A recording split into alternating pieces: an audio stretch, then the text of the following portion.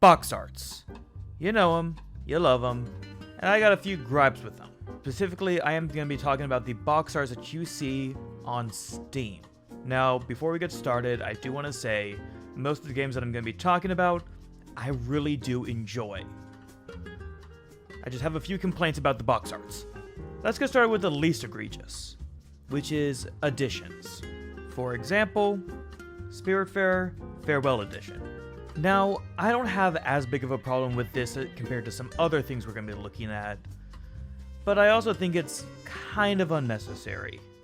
What this might insinuate is that there has been a new update, and that something has changed, opposed to how the game was on original release. That's fine, but I also see it as kind of unnecessary. Similar to updating the box art to say that there is some form of update. For example, Job Simulator with its subtitle update. Taking a look, I like the box art, how it is normally, but I mean, even with the subtitle update, it's pretty non-intrusive, but it is still annoying when you're going through and looking at them. Because I think the biggest thing that gripes me about these is the fact that, for the most part, this right here is going to be the most common thing you look at in your game. Once you've beaten the game and you just have it in your library, this is going to be the thing you see most frequently. And taking a look, it's like, yeah, in these cases, it's not that egregious, but also, I'd prefer it if it didn't have it, or at least the option to not have it. And I know you can technically go in and update them with your own images, but I don't think that should be necessary. Other games that have had updates that I think aren't really needed would be like Where Water Tastes Like Wine, which has, right on the bottom, free Gold Mountain update, now available. And like, I get it. A lot of the reason that they do these is because they are the most frequently seen thing by the player. So if you update it to say, hey, we have new content available, it might bring more people to go in and play it. Because I think that's the big thing. Only people who have already bought the game are gonna see these. You don't need to let us know about a free update. If we like the game enough where we want to go back and try the new free content, we will go back and try the new free content and be invested enough to look into it. Going and like plastering it right here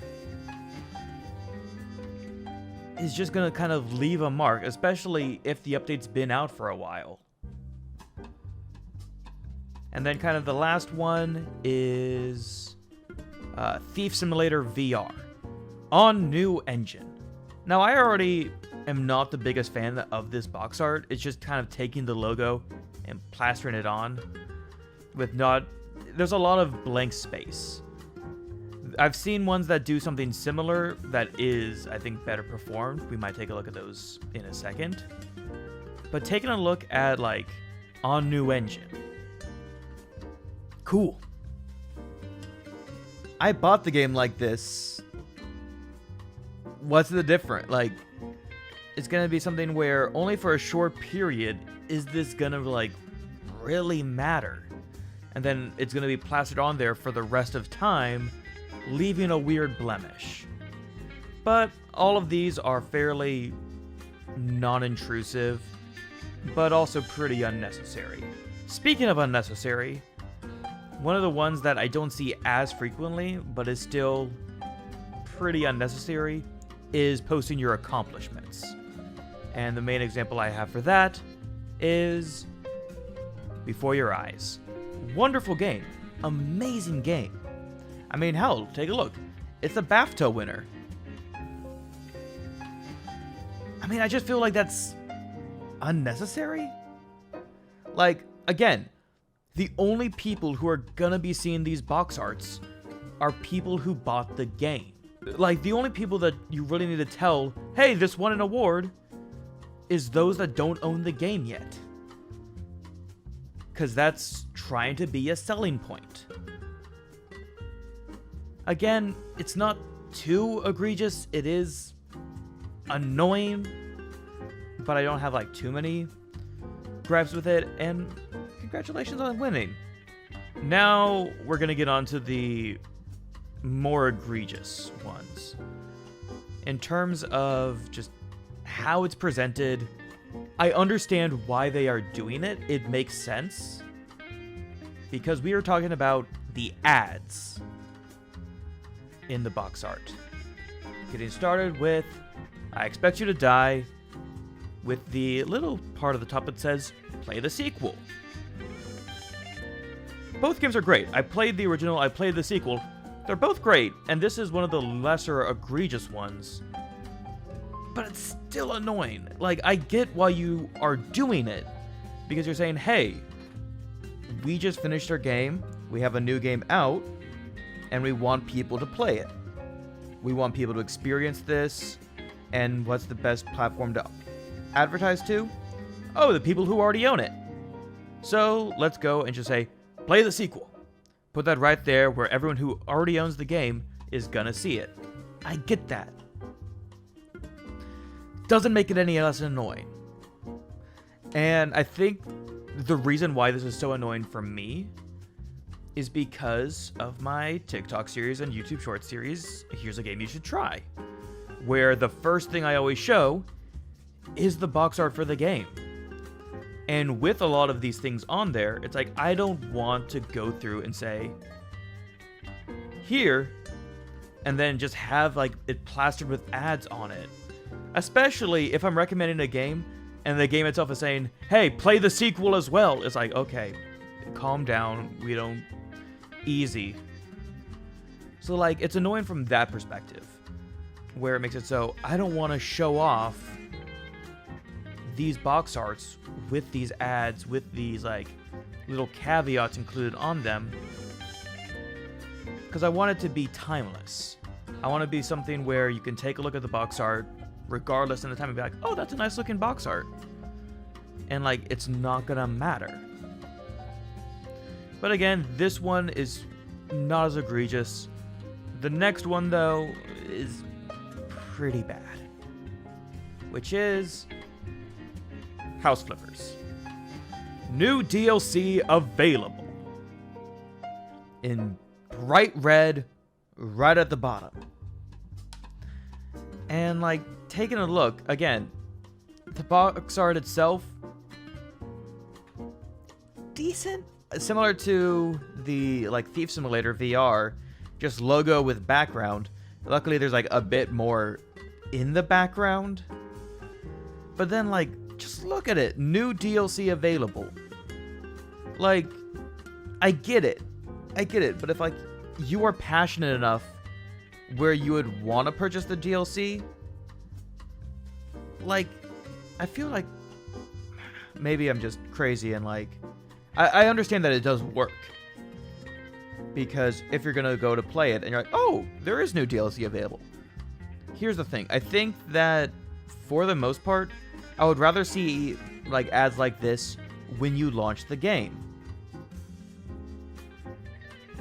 Because, like, when you launch the game, it's going to be much less intrusive. You're only going to see it for a little bit. Rather than, like, imagine if, like, your physical copies of games auto-updated to have ads on them. It's like, no, I don't want that. I want it to be a time capsule of the game. Again, I don't like the way that it looks. It's just so intrusive, and if you are, like, making a video on it and you're showing off this box art, it's like, again, it just makes it harder to, like, send this box art to someone and be like, hey, take a look, because it just muddies things up. But all of this pales into comparison on one of my least favorite box arts for a game that I've been getting a lot of enjoyment out of recently. And that is Payday 2. And, like, this is the whole reason I made this video. Because look at this. Like, the title of the game itself is smaller than the fact that there is the Lost in Transit bundle, which I don't own. I have some of the other bundles, but not the Lost in Transit one. So it just has this giant ad. And then instead of having like stuff that's actually pretty indicative of what the game's about, it has, just 4 details about the DLC. And like you just take a look at this and you're like, I don't like it's frustrating because you take a look at this and just the entire box art is an ad. And I get why you do it. The game's been out for 9 years. Like, if you're making DLC come out, you want to advertise to it. But like this? It's terrible. For comparison, I pulled up what the game looked like on launch for the Xbox 360. Here is what it looks like. Look at that. Payday 2. Again, it does have the accomplishments, which I guess makes sense for the quote-unquote physical copy, because you are trying to sell the game, like, because you're going to see this in store. Like, the box art itself, the art itself, I love. This is very, like, indicative of what the game is. I mean, the other things were, like, the age rating, the publisher, developer, like, that stuff, good. Like, it's good that it's on there, but also a bit annoying. But, like, I get why you want to have it here, because this is literally an ad. Like, this is literally an ad.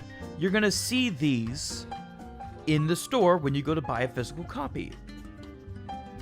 So this is a ad for your game.